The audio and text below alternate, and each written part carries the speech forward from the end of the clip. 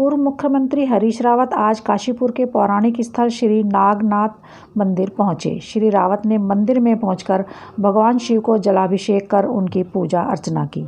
मंदिर में पहुंचे श्रद्धालु पूर्व मुख्यमंत्री हरीश रावत को देखकर उनके साथ सेल्फी लेने के लिए उमड़ पड़े। पूर्व मुख्यमंत्री ने मंदिर में जलाभिषेक के बाद वहां श्रद्धालुओं को प्रसाद भी वितरित किया। इसके बाद पत्रकारों से बातचीत में पूर्व मुख्यमंत्री हरीश रावत ने भाजपा प्रदेश में राजनीतिक अस्थिरता का माहौल पैदा करने का आरोप लगाया। उन्होंने कहा कि ये पूरे प्रदेश के लिए चिंता का विषय है। जनता की समस्याओं पर भाजपा का कोई ध्यान नहीं है। बेरोजगारी चरम पर है, विकास ठप है, किसानों को धान का मूल्य नहीं मिल पाया है, महंगाई चरम पर है। पेट्रोल डीजल के बढ़ते दामों पर पूर्व मुख्यमंत्री हरीश रावत ने चुटकी लेते हुए कहा कि भाजपा के वरिष्ठ नेताद्वय लालकृष्ण आडवाणी और मुरली मनोहर जोशी की सम्मिलित आय के बराबर दाम पहुंच जाएंगे अगर इसी तरह पीएम मोदी दाम बढ़ाने में लगे रहे तो। पूर्व मुख्यमंत्री हरीश रावत आज भाजपा पर हमले के सारे तीर फेंकने के मूड में लग रहे थे। उन्होंने खाने के तेल, दाल, चावल व अन्य रोजमर्रा की आवश्यक वस्तुओं के बढ़ते दामों पर एक बार भाजपा पर हमले किए। उन्होंने कहा कि मध्यम वर्ग, निम्न मध्यम वर्ग और गरीब कमर तोड़ महंगाई से त्रस्त है। हरीश रावत ने कहा कि कांग्रेस महंगाई पर आंदोलन करती रही है, आज भी वह महंगाई के विरोध में धरने पर बैठेंगे। भाजपा के 4 साल के कार्यकाल के बाद सीएम को बदलने के मुद्दे पर हरीश रावत ने कहा कि इससे यह साबित होता है कि भाजपा ने मान लिया है कि 4 साल के शासन में त्रिवेंद्र बुरी तरह फेल हुए हैं। हालांकि एक सांसद को राज्य का मुख्यमंत्री बनाने पर हरीश रावत ने इसे भाजपा का आंतरिक मामला बताया है। कांग्रेस में चेहरे के मुद्दे पर हरीश रावत बोले, यह भाजपा की परंपरा है कि स्थानीय चेहरे की बजाय मोदी के चेहरे पर चुनाव लड़ा जाता है, लेकिन चुनाव लोकल वर्सेस लोकल होना चाहिए। कांग्रेस को चुनाव में जीत स्थानीय चेहरा ही दिला सकता है। रात्रि है, मैं सब लोगों को इस महान पर्व के मौके पर बहुत बहुत शुभकामना देता हूं। बम बम भोले। राज्य के और देश के कल्याण की भी कामना करता हूं, मगर हमारे राज्य पर जिस तरीके से राजनीतिक अस्थिरता भाजपा ने थोप दी है, यह हम सब के लिए बड़ी चिंता का विषय है।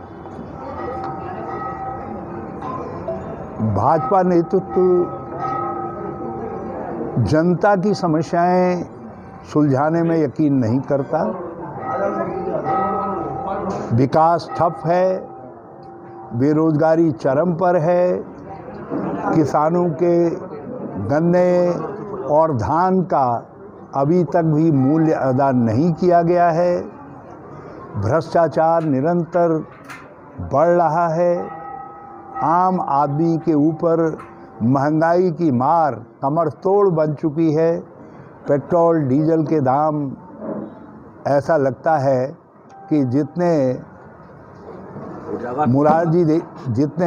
माननीय लालकृष्ण आडवाणी जी और मुरली मनोहर जोशी जी की सम्मिलित उम्र है, मोदी जी यदि इसी हिसाब से पेट्रोल और डीजल के दाम बढ़ाते रहे तो उनकी सम्मिलित आयु एज से ज़्यादा मूल्य पर लोगों को 1 लीटर पेट्रोल खरीदना पड़ेगा। इतनी तेज़ी से दुनिया में पेट्रोल डीजल सस्ता और देश के अंदर महंगा हो रहा है, और उत्तराखंड जैसे राज्य इससे सर्वाधिक पीड़ित है। गैस के दाम तो ऐसा लगता है केंद्र सरकार ने संकल्प ले रखा है कि जब तक 1000 रुपया पर सिलेंडर नहीं पहुंचेगा हम चुप नहीं बैठेंगे। और खाने का तेल 150 रुपया लीटर, दालों के दाम आसमान।